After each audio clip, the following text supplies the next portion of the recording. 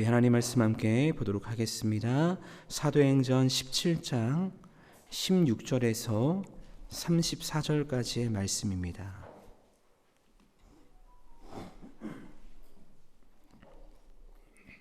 사도행전 17장 16절에서 34절까지 말씀 우리 함께 봉독하겠습니다.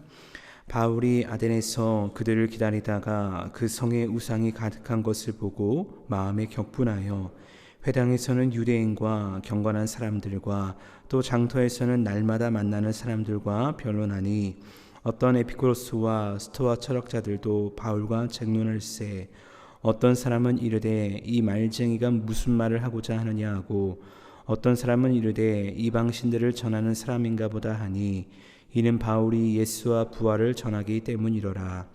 그를 붙들어 아레오바고로 가며 말하기를 내가 말하는 이 새로운 가르침이 무엇인지 우리가 알 수 있겠느냐. 내가 어떤 이상한 것을 우리 귀에 들려주니 그 무슨 뜻인지 알고자 하노라 하니 모든 아덴 사람과 거기서 나그네 된 외국인들이 가장 새로운 것을 말하고 듣는 것 이외에는 달리 시간을 쓰지 않음이더라. 바울이 아레오바고 가운데 서서 말하되 아덴 사람들아 너희를 보니 범사에 존귀심이 많도다. 내가 두루다니며 너희가 위하는 것들을 보다가 알지 못하는 신에게로라고 새긴 단도 보았으니 그런즉 너희가 알지 못하고 위하는 그것을 내가 너희에게 알게 하리라.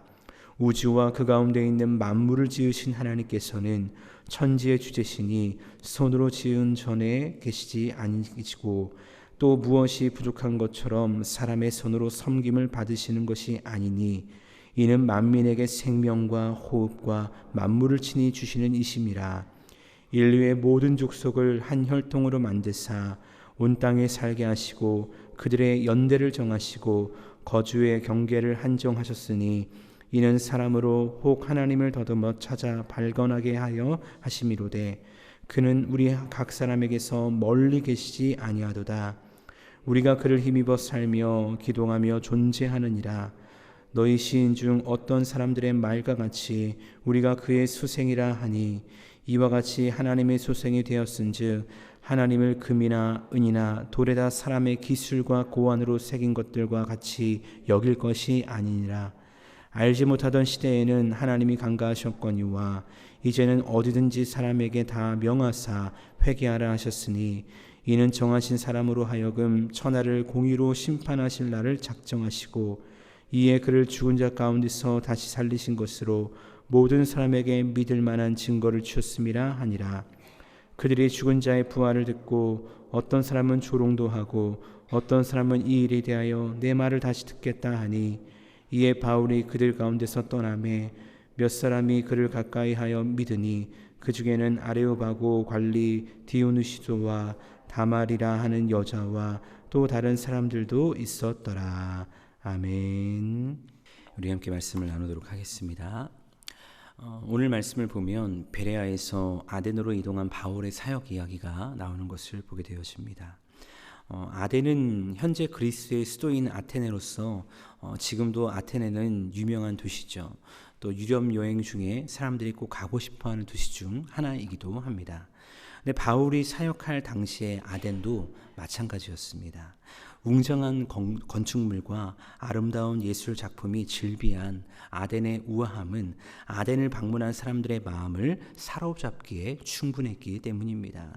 또한 아덴은 인간의 철학과 헬라 신들의 세계관이 집약되어 있는 종교의 도시였다라고 보게 되어지는데 주전 4, 5세기 서양의 철학자 아버지라 불리는 소크라테스를 시작해서 플라톤, 아리스토텔레스를 이어지는 철학의 사상적 계보는 아덴의 자랑이자 영광으로 나타나기도 했습니다. 하지만 이러한 영광과 이러한 자랑은 세상의 영광이요 세상의 자랑이었지 바울은 이것들을 보면서 아주 다른 반응을 나타내는 것을 보게 되어집니다. 왜냐하면 이 모든 웅장함에는 우상들이 즐비했기 때문이죠. 그래서 오늘 16절 말씀을 보면 아덴에 도착한 바울은 그 성에 우상이 가득한 것을 보고 마음에 격분했다라고 말하는 것을 보게 되어집니다. 여러분, 바울의 격분, 이 바울의 격분은 무엇일까? 저는 이를 이렇게 표현하고 싶습니다. 바울의 격분은 바울의 거룩한 분노다라고 표현을 하고 싶습니다. 그리고 때로 우리가 이 세상을 살아가면서 이 세상에서 행해지는 악한 일들을 보며 하나님의 마음으로 거룩한 분노를 가질 필요가 있다라는 것입니다. 왜냐하면 우리 하나님은 질투하는 하나님이시기 때문입니다. 그렇다고 오해하지 말아야 됩니다. 이 말은 싸우라는 말이 아닙니다. 하나님의 마음으로 안타까워하고 세상을 바라보아야 한다는 것을 말씀드리는 것입니다. 특별히 우리는 6월 호국 보훈의 달을 보내고 있는데, 특별히 우리가 살아가는 공동체가 많이 있지만 이 나라 민족을 바라보며 대한민국 안에서 이루어지는 일들을 볼 때 여러분 어떤 마음을 느끼고 계십니까? 지난 토요일 날 어떤 한 분에게 문자와 어떤 사진과 기사가 이렇게 왔습니다. 서울에서 함께 사역했을 때 함께 했던 분인데 뭘 보내신 거예요. 그래서 뭘 보냈을까 하고 이렇게 열어봤는데, 기사의 내용과 사진의 내용은 그 토요일 당일날 서울 을지로에서 진행되고 있는 퀴어 동성애 축제에 대한 관한 내용이었습니다. 몇 년 전까지만 해도 서울 광장에서 퀴어 축제가 진행이 되었었는데, 작년과 올해는 퀴어 축제가 서울 광장에서 사용 승인을 받지 못했거든요. 그러니까 이들이 어디에서 이 축제를 진행을 하냐면 을지로 일대에서 또 종강역 일대에서 도로 퍼레이드를 하며 이 퀴어 축제를 진행을 하고 있었던 것입니다. 근데 그 축제보다 더 안타까웠던 것은 무엇이냐면 이런 기사의 내용이었습니다. 30명 정도의 기독교 목사들이 퀴어 축제에 가서 퀴어 축복식을 했다라는 그런 기사를 봤을 때 이게 정말 사실인가라는 그런 마음을 보며 안타까운 마음을 가지기도 했습니다. 물론 교회가 나라의 일에 대해서, 세상의 일에 대해서 관여를 해야 되느냐 말아야 되느냐 의견이 분분할 수 있겠지만, 적어도 저는 이렇게 생각합니다. 우리가 그리스도인이라면 이 나라 민족에 하나님의 나라가 임하길 기도하고 관심을 가져야 한다는 것입니다. 왜냐하면 그래야 이 땅 가운데 행해지는, 특별히 하나님을 거역하는 하나님의 말씀과 상반된 악한 일들이 사라질 수 있기 때문입니다. 근데 여러분, 이보다 더 중요한 것이 있는데 그것이 무엇이냐? 우리 한 사람 한 사람이 세상 속에 들어가 그곳에서 빛과 소금이 되어 거룩하게 살아가면 된다는 것입니다. 하나님이 허락하신 삶의 자리 가운데 하나님의 사명자로 살아가야 한다는 것이죠. 제가 좀 전에 바울의 격분을 거룩한 분노다라고 표현을 했는데, 이는 말 그대로 거룩한 분노입니다. 밑도 끝도 없는 세상과의 분노와는 다른 것이죠. 또한 이 분노는 거룩한 분노이기에 거룩한 하나님의 마음이 없다면 아무 소용이 없는 것입니다. 그렇게 오늘 말씀 17절 말씀을 보면 바울은 이 거룩한 분노를 가지고 어디를 향해 나아갑니까? 하나님을 알지 못하는 사람들을 향해 하나님의 사명을 가지고 부르심을 가지고 그곳을 향해 깊이 나아가는 것을 우리가 말씀을 통해 보게 되어진다는 것입니다. 오늘 말씀을 보니까 다행히 아덴에도 회당이 있었습니다. 그래서 바울은 회당으로 나아가 유대인과 경건한 사람들에게 복음을 전하는 것을 봅니다. 근데 바울은 여기서 그치지 않습니다. 회당에서의 복음 선포가 성에 차지 않았는지 장터라고 불리는 곳에 나아가 날마다 만나는 사람들과 변론을 했다라는 것을 보게 되어지는 것이죠. 얼마나 바빴을까요? 얼마나 많은 사람들을 만났을까요? 변론을 했다라는 것을 통해 우리가 알 수 있는 것은 그 사람과 만나서 그냥 복음을 전하고 끝났다는 것이 아닙니다. 그 사람과 이 복음에 대한 이야기를 정말 장시간 동안 이야기를 나눴다는 것이죠. 근데 그것을 어디에서 하는 겁니까? 회당에서도 하는 거고요. 사람들이 모여있는 장터에서도 하고 있는 것입니다. 근데 바울이 그곳에서 누구를 만나게 되냐면 에피쿠로스와 스토아 철학자들을 만나서 쟁론하게 되어집니다. 그들과 쟁론을 하면서 이야기를 나누는 것이죠. 아덴은 당시 새로운 학문과 신에 대해 개방되어 있었기 때문에 이 철학자들은 바울의 말에 귀 기울이며 그와 쟁론하는 것을 좋아했던 것 같습니다. 근데 이 결론이 무엇이냐? 18절 말씀 보니까 이렇게 말씀하고 있습니다. 어떤 사람은 이르되 이 말쟁이가 무슨 말을 하고자 하느냐 하고, 어떤 사람은 이르되 이방신들을 전하는 사람인 것보다 하니 이는 바울이 예수와 부활을 전하기 때문이로라 라고 이 철학자들이 이야기하는 것을 보게 되어지죠. 그런데 이런 와중에 바울에게 좋은 기회가 생긴 것입니다. 그 기회는 무엇이냐? 19절 20절 말씀 보니까 이렇게 말씀합니다. 그를 붙들어 아레오바고로 가며 말하기를, 내가 말하기를 이 새로운 가르침이 무엇인지 우리가 알 수 있겠느냐? 내가 어떤 이상한 것을 우리 귀에 들려주니 그 무슨 뜻인지 알고자 하노라 라고 말씀하고 있는 것입니다. 이 말씀을 보니까 철학가 중 누군가가 바울을 아레오바고로 끌고 가는 것입니다. 그러면서 그곳에서 바울이 전하는 가르침을 더 자세히 더 많은 사람들에게 전해주기를 청하고 있는 것이죠. 근데 지금 바울이 가고 있는 아레오바고는 아덴의 평의회나 법정 같은 공적 의결 기구였다고 합니다. 그렇기 때문에 이곳에 서게 된다는 것은 바울에게 있어서 큰 기회일 수 있겠지만, 반대로는 이곳에서 괜한 말을 잘못했다가 더 큰 문제가 일어날 수 있는 장소이기도 했습니다. 그래서 좋은 장소이기도 했지만 한편으로는 위험한 장소이기도 했다라는 것을 알게 되어집니다. 하지만 바울에게는 그것이 중요하지 않습니다. 그렇기 때문에 바울은 아레오바고에 서서 아레오바고를 바라보고 있는 수많은 사람들에게 복음을 선포하는 것입니다.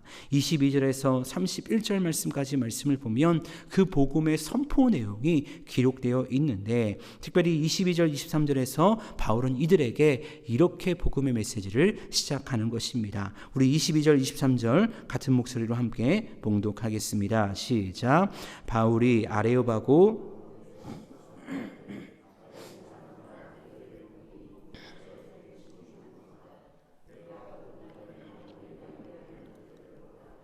알지 못하는 신에게로 새긴 단은 보았으니 그런즉 너희가 알지 못하고 위하는 그것을 내가 너희에게 알게 하리라. 아멘. 이 말씀을 보니까 바울은 그들의 종교심을 칭찬하며 그들에게 메시지를 시작을 합니다. 그리고 그 다음에 그들이 부여잡고 살아왔던 가치관, 즉 그들의 문화를 통해서 복음을 전하는 것입니다.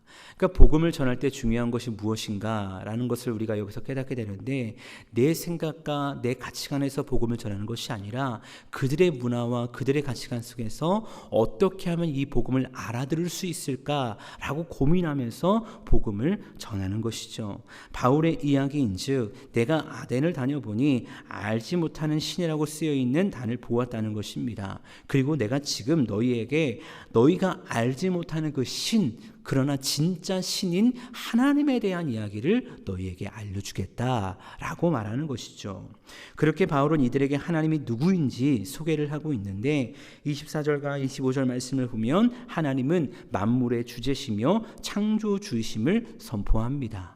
또한 26절 말씀을 통해서 창조주이신 하나님께서 모든 족속을 한 혈통으로 만드셨다는 것을 말씀하고 있는데, 이는 인간의 기원을 말하는 것입니다. 즉 아담으로부터 인류가 시작이 되었다. 그래서 모든 인류는 한 혈통이다라는 것을 말하고 있는 것이죠. 그리고 27절 말씀에서 바울은 이런 말씀을 합니다. 그는 우리 각 사람에게서 멀리 계시지 아니하도다라고 말하는데, 이는 하나님께서 우리를 너무나 사랑하셔서 우리와 가까이 계시다라는 것을 말하는 동시에 그 아들 예수 그리스도를 이 땅에 보내심으로 우리를 죽기까지 사랑하셨다는 복음의 선포이기도 했습니다.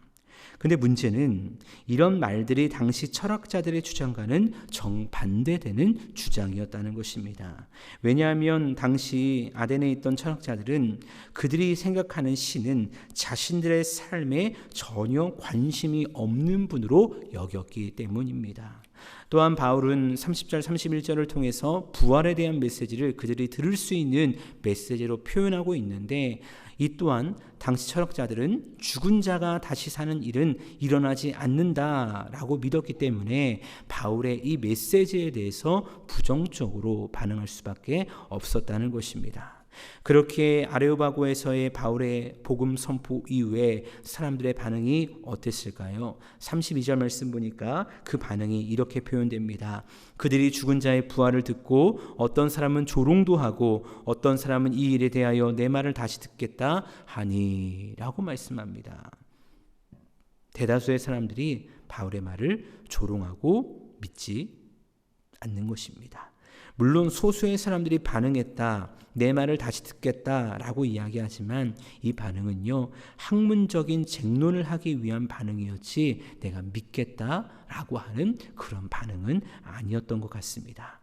그래서 33절 말씀을 보니까 바울이 그들 가운데서 떠났다라고 그렇게 아덴의 사역이 마무리되는 것을 말씀을 통해 보게 되어집니다.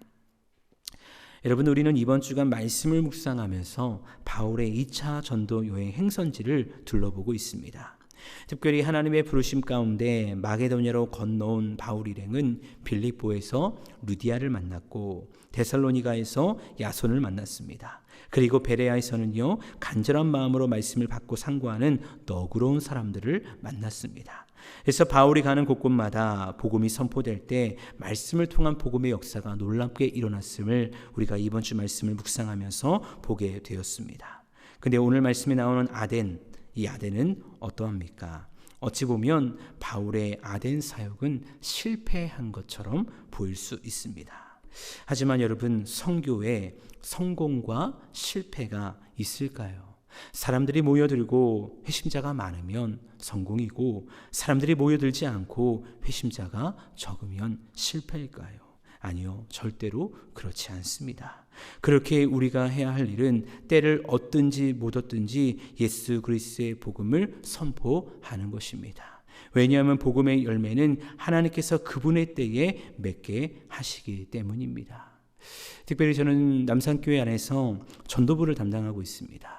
근데 사실 저희 교회는 다른 교회에 비해서 전도부가 많이 활성화되어 있지는 않습니다. 그래서 교회 크기에 비해서 한 10명 되는 전도부원들과 함께 전도부 사역을 감당을 하고 있죠. 근데 감사한 것은 무엇이냐?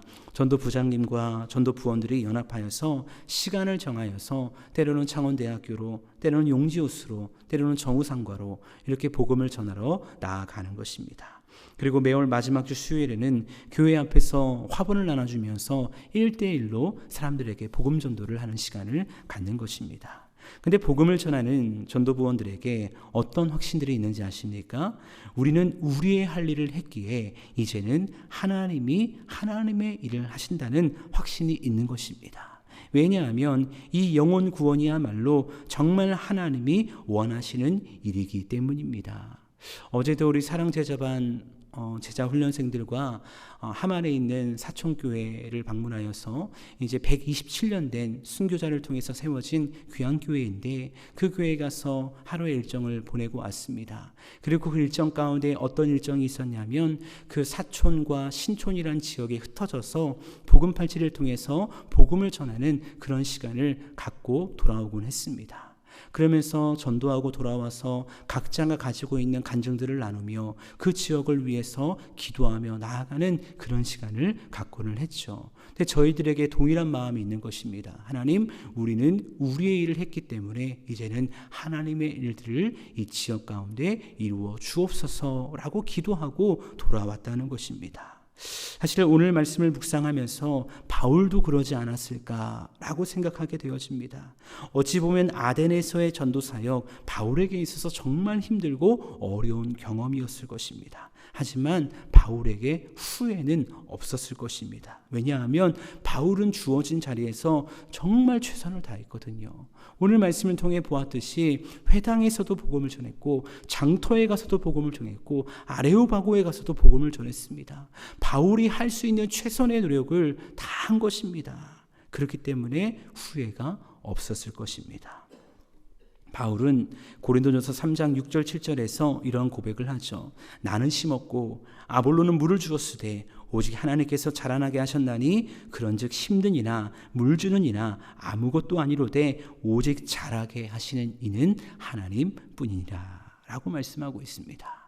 때로는 우리의 사역을 되돌아볼 때 바울의 아덴 사역처럼 보이지 않는 열매 속에 실망하고 좌절할 때가 있을 수 있습니다. 왜냐하면 교회 사역이라는 것은 그렇거든요. 세상의 사업이나 직장은 우리가 무언가를 열심히 할 때 바로바로 결과가 나옵니다. 하지만 교회 사역은 그렇지 않습니다. 하나님의 때가 있기 때문에 우리가 열심히 사역한다고 해서, 열심히 기도한다고 해서, 열심히 충성한다고 해서 그 열매가 바로 나타나는 것은 아닙니다. 하지만 하나님께서 분명히 보고 계시고 우리가 씨를 뿌리고 물을 주었을 때 자라게 하나님이 역사하신다는 것입니다.